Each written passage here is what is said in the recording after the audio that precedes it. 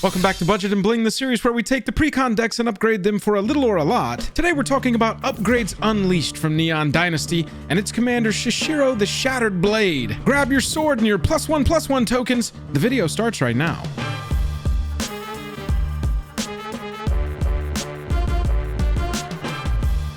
Highest level of gratitude to our patrons who power the channel through Patreon. Check out the Patreon link in the description to learn about monthly giveaways, VIP Discord access, and even our official playmat. Hello and welcome to the day. Thank you for spending your time with us. Welcome back to another episode of Jake and Joel Are Magic. I am Joel. We're going to go over the Budget and Bling upgrades that I would make to Upgrades Unleashed with Chishiro the Shattered Blade. It's a lot of shishish. I'm trying my best. After we look at the upgrades I'd make for a little or a lot, I'm going to show you what I would cut from this deck to make room for some of these cards. Before we get into it, big shout out to our sponsor Dragon Shield. Shop Dragon Shield using the link down in the description below and you will directly be helping our channel. Let's take a look at Chishiro. Chishiro the Shattered Blade is 1 green, 1 red, 2 other for a 4/4 Snake Samurai. It says whenever an aura or equipment enters the battlefield under your control, create a 2/2 red spirit creature token with Menace. And at the beginning of your end step, put a +1/+1 counter on each modified creature you control. Equipment, auras you control, and counters are modifications. I love that modified counts +1 counters because that is the strategy that I think is very powerful here. Obviously, auras and equipments, that is going to be a big player in this deck, but I think more often we're going to get more value out of the fact that at the end of your turn, the Shattered Blade is going to put a +1/+1 counter on anything that already has a counter on it or that's equipped with an aura you control or an equipment. For just $1, you can pick up Helena and Elena Partners from Crimson Vow, 4 mana for a 2/3 first strike Reacher Human Ranger, but at the beginning of combat on your turn, you get to put X +1/+1 counters on another target creature you control, where X is Helena and Elena's power. That creature gains haste until end of turn, so it's a little hasty enabler, and it will be putting counters on our creatures, because once we've got a counter on a creature, our commander is going to take over from there and grow them at the end of each of your turns. You are going to get a big attacking line very quickly if we can get counters on our creatures as they enter the battlefield. I like an enchantment like Dormant Grove for only $1 because it says at the beginning of combat on your turn, put a +1/+1 counter on target creature you control. Just passively, this is the ability we want. I don't even care that this flips over into something else. I just love the passive ability for very cheap, just $1, to be putting a counter on any creature we have. That's happening at the beginning of combat on your turn, so the Shattered Blade can enter the battlefield, get the counter, and then at the end of the turn be growing it with another counter just because it sees the one modification. Renata Call to the Hunt is almost made for this deck. Just $1 for a legendary enchantment creature that says each other creature you control enters the battlefield with an additional +1/+1 counter on it. It says additional because it happens on top of anything else that might already happen, and it just happens alone by itself. So any creature that you play is going to enter the battlefield if Renata's on the battlefield with a +1 counter. Chishiro's going to see that and just keep growing that creature at the end of your turns. Oran Reef Ooze is where we can get a little aggressive with this strategy. 3 mana for a 2/2 that enters the battlefield and puts a counter on a creature you control. Then when it attacks, you put a +1 counter on each attacking creature with a +1 counter on it. So this is just like kicking us into Mach 5 as far as how fast we are growing our attacking line. We're ready to get in there with some creatures, put some +1/+1 counters on them, grow them at the end of our turn, be growing them when we attack, and hopefully our attacks are getting through, which is where Toski, Bearer of Secrets, is really going to help us out. That bottom ability, whenever a creature you control deals combat damage to a player, draw a card. We need to keep our hand filled with an aggressive strategy. If we have an aggro deck, we want cards to be playing because we want to continuously be putting pressure onto the battlefield through board wipes, through removal, through whatever. We want to keep the pedal to the metal, and Toski's going to help us do that. Make sure that you've got some good card draw, and with a deck like this, I'd try and find card draw that is on creatures like Toski. Hardened Scales is leaning back further, just almost all in on the +1 strategy. If a +1 counter would be put on a creature you control, that many +1/+1/+1 counters are put on it instead. This is from a modern deck for a long time. It plays beautifully in this deck. every single time that the Shattered Blade is going to drop an extra counter on a modified creature at the end of your turn, you're going to get an extra one on there because of Hardened Scales. $8 for Hardened Scales, $1 up from Toski, that's a $7 card. And next up, we've got a $9 card with Branching Evolution. If one or more +1 counters would be put on a creature you control, twice that many +1 counters are put on that creature instead. This is what I'm talking about. This is the strategy that we want. This has only been printed in Jumpstart thus far at the time of making this video anyway. And so this is a card that I expect not to stay at the $9 mark, especially because the Shattered Blade, I think people are going to start finding very quickly that that +1 ability at the bottom of the creature is the most powerful part of that creature. I know that we can play some auras and some equipment to make 2/2 red spirit creature tokens, but I just don't want to count on that and overfill our library with auras and equipments. Heroic Intervention, we're playing an aggressive strategy. Look, people are going to try and play board wipes, and cards like this get you around that. In green, in red, you should be running some effects like this. Right now, Heroic Intervention is only $9. I put this in here because it's like the best at what it does. 2 mana, instant speed, hexproof, and indestructible. You need to run this in this deck.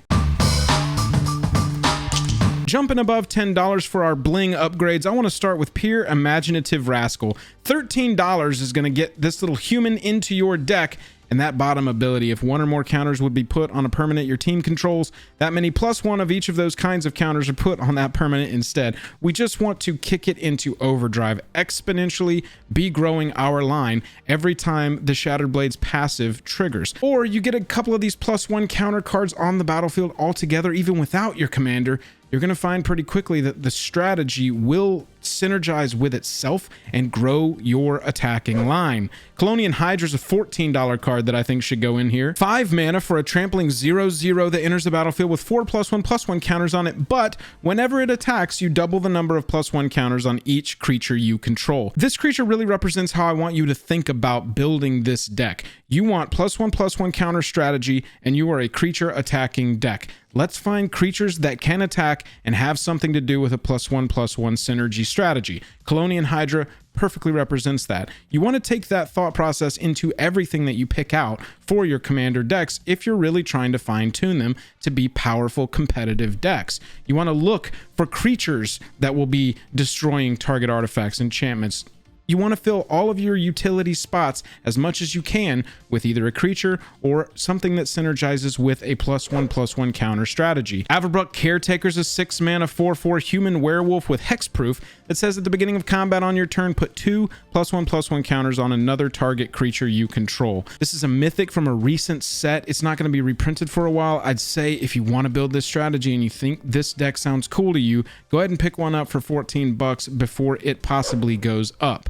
This is one of the single most important cards I think that you can run in this deck. I have seen this card win games. Every time a creature leaves the battlefield, if it had counters on it, you put all of those counters onto the Ozolith, and then at the beginning of combat on your turn, if it has any counters on it, you get to remove all of the counters on it onto a target creature. This is so that you don't lose your steam. This is like hitting the save button on your entire battlefield and all the work that you're doing to get all these +1 counters all over your creatures. Get yourself an Ozolith if you ever want to play +1/+1 counter strategy in any deck. This card needs to be in it. $15 right now as I'm making this video. Sword of Truth and Justice. It's a 3 mana equipment that gives the equipped creature +2/+2 in pro white and pro blue, but it is the combat damage ability that we like here. Whenever it deals combat damage, you put a +1/+1 counter on a creature you control, then proliferate. You can see the strategy. It's pretty straightforward. This is an aggressive deck. We want to be attacking. We want to be growing our creatures with counters. We want to be supplementing them sometimes with equipment, with aura enchantments that are going to make them more powerful, and we're going to get this nice passive of the Shattered Blade's going to help us with our creature production and make creature tokens for us to be equipping and growing with counters. Sword of Truth and Justice is a $20 card, but well worth it in my opinion. Vorinclex Monstrous Raider, same thing. This is a $25 card. If you would put one or more counters on a permanent or player, put twice that many of each of those counters instead. If an opponent would put one or more counters on a permanent, they put half that many on it instead. Rounded down. It's no wonder it's $25. This is a Phyrexian Praetor worth being in a counter strategy. Great Hinge. This is not the most expensive one. There's one more. It's next. Make sure you have paused the video and commented down below what you think it's going to be in case you want to win some Joel bucks. the Great Hinge. What is left to say about this card? It's fantastic. It's $45. Every time a creature enters the battlefield under your control, it automatically gets a +1 counter, so it's automatically modified, and the Shattered Blade can see it to grow it at the end of your turn, and you get to draw a card. Plus, it's a mana rock. Plus, its CMC can be reduced by the power of a huge creature you control. It's absolutely ridiculous. This card by itself wins games. I promise. It's one of the most powerful cards you'll ever be able to cast, especially in a strategy like this. Really any strategy with creatures. Great Hinge, $45.